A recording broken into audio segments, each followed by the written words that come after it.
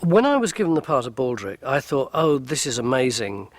Here am I, an unknown, and at last somebody has recognised my great comic genius.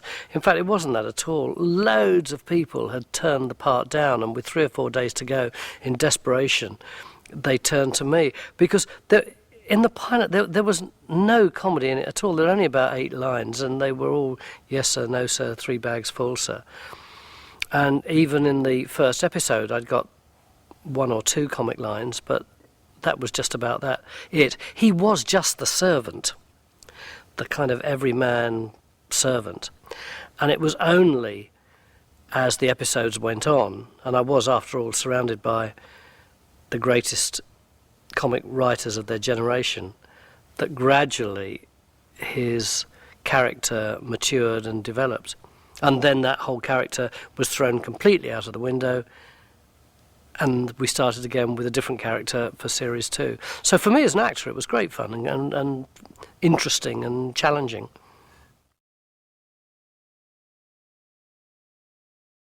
In order to make Blackadder's character work in series 2, he needed to be able to be surrounded by people who were clearly much stupider than he was.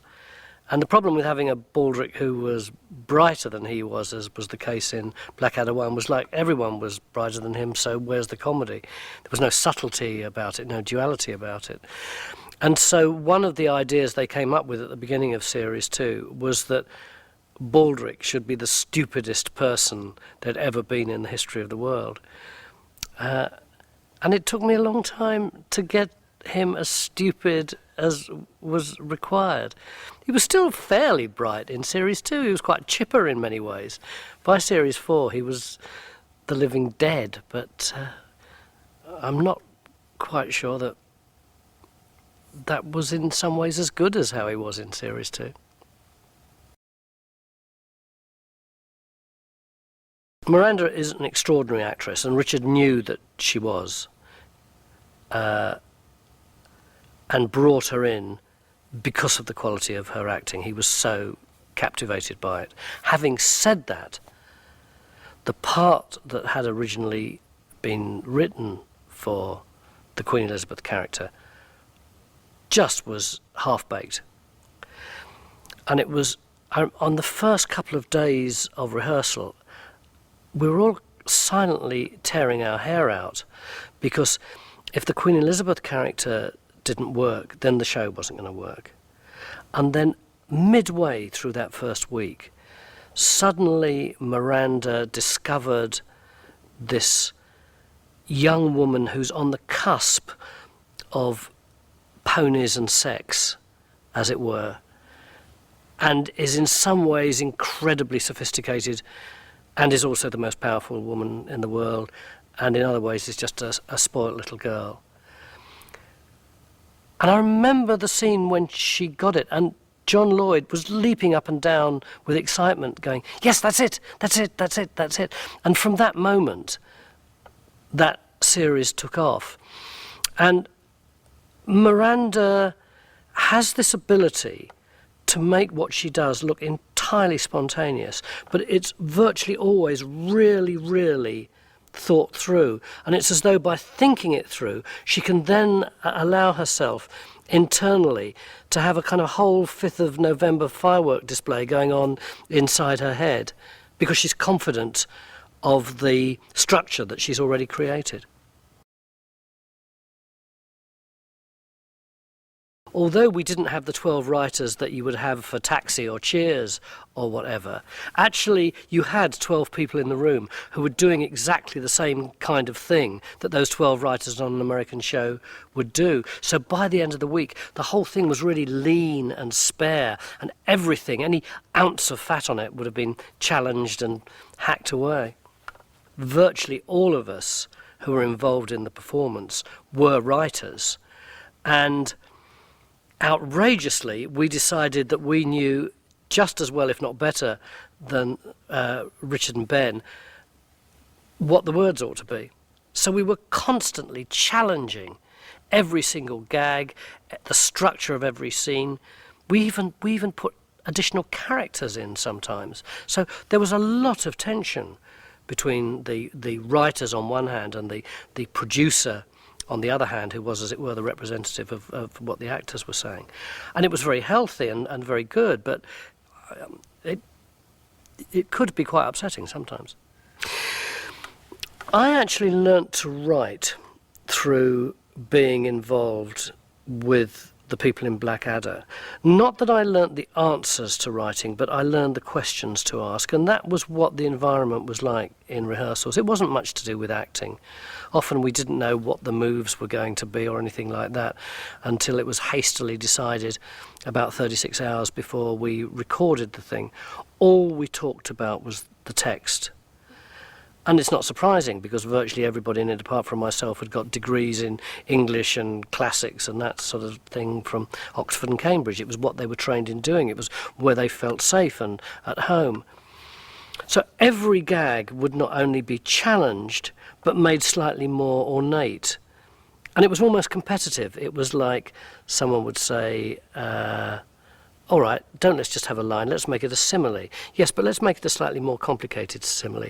Yeah, yes, let's make it a complicated simile, but one including someone wearing an amusing hat, and boots, and comic gloves, and this and that, until by the end of the week, what had started out as a line that had about 5 words in it would end up like this. It would end up like...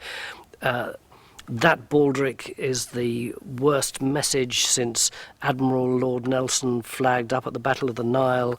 Lady Hamilton's a virgin, cut my arm off and poke my eye out if I'm wrong. None of that was there in the original script. It was just all of us being more and more competitive and adding more to the line as the week's rehearsal went on.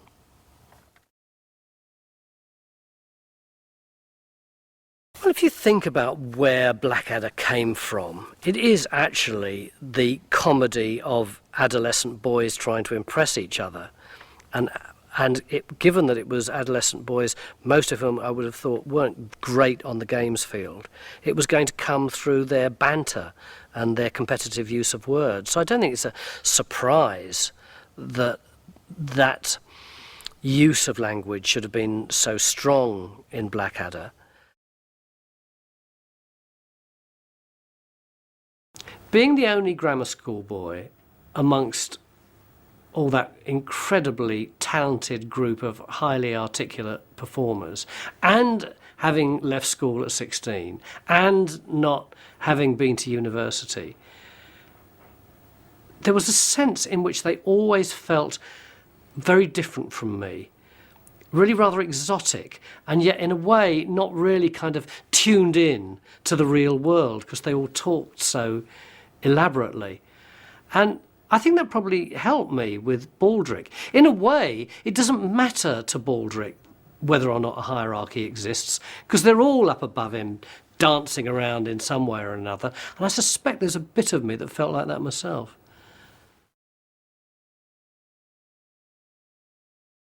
I think one of the things that we were always striving for in Blackadder was more focus, more discipline, really to concentrate on every single little joke, every little scene, every concept, so that Blackadder 1 goes hurtling all over the place, loads of extras, loads of horses, loads of characters.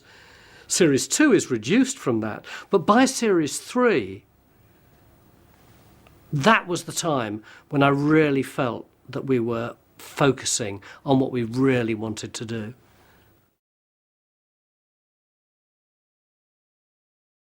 Right from the very beginning, I felt that as performers, Rowan and I just got each other. We just knew what each other was doing. We just knew what the right timing should be. We just knew how to tee things up for each other. And I don't think we ever spoke about that, or if we did, it was only very lightly. But I know it's there. And I know that just on the few occasions that I've performed with Rowan ever since, in comic relief, things like that, immediately that spark has come up and lifted both of our performances. I think my favourite series is Blackadder the Third. partly because of Hugh's performance, but also because I think it's so audacious to create a 6-part comedy series about a period of history where virtually none of the viewers can remember anything about the history of that period. And my favourite episode would have to be Dictionary. I think the one-liners are hysterical. I love Robbie's performance, and I've got some very, very, very good jokes in it. The favourite line I had to say in the whole of all the episodes of Blackadder was when Rowan said to me, "Baldrick, do you know what irony is?" And I said, "Yeah, it's like goldy or silvery, but it's made of iron." I still like that now. It's so sweet.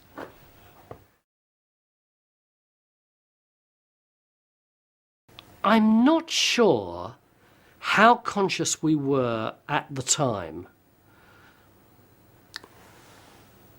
of the epic nature of what we were creating, or at least the way people have responded to it as though it's epic.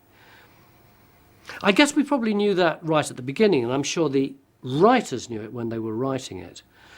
But once they'd written it, and because they're such good writers, all we did was deal with the situations that we were in.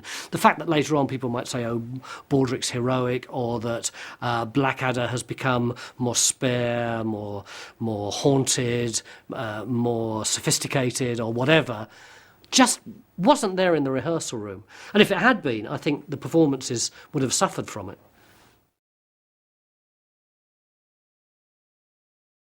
I think one of the useful things about Baldrick in that series is that he provides a breathing space. Everyone else is talking at 900 miles an hour in the most dazzling vocabulary, using words that often most of us don't understand or think we may understand but aren't quite sure we know what they mean. And then in comes Baldrick, a much slower tempo, much less to say. Whatever he says, you're going to get it. And I think that helps you to feel comfortable about the series. Certainly that was how I felt, being in amongst all those dazzling minds in the middle of rehearsals.